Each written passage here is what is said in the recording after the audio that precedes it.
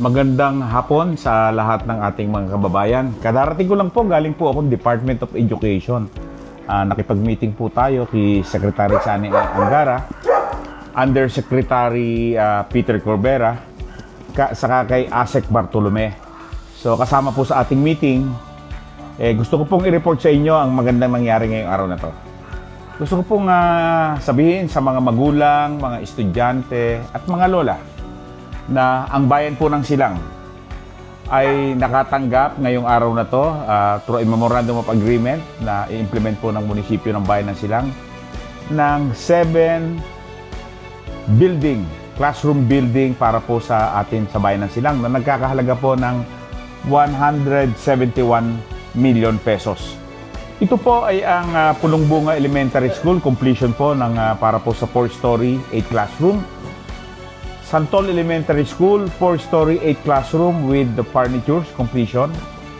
Puok Elementary School, 3-story, 9 classroom with the furniture, bundled school furniture. At ang mga bagong eskwelahan po na ipapagawa po sa bayan ng Silang na nahingi po natin sa Department of Education, kasama po natin din si Congressman Roy Loyola sa paglalakad po nito, ay ang 4-story, 8 classroom building na ipapagawa po sa Bukal Elementary School. 4-story, 16 classroom with bundled school furniture na ipapagawa po sa Munting Ilog Integrated National High School.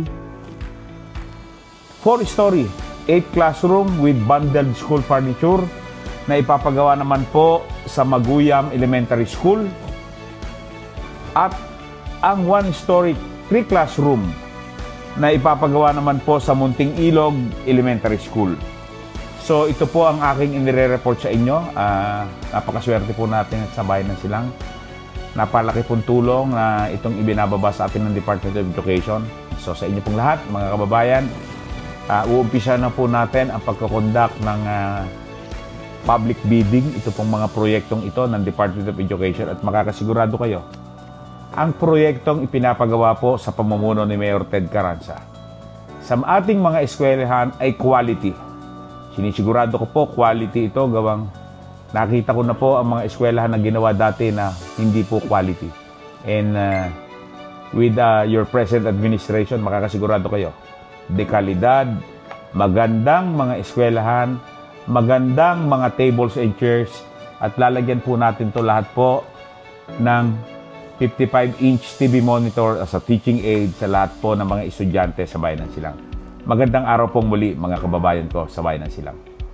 Napakaswerte natin, meron tayong Congressman Roy Loyola at kababayan natin na si Yusek Peter Corbera. So, more blessings for our students in Silang, Cavite.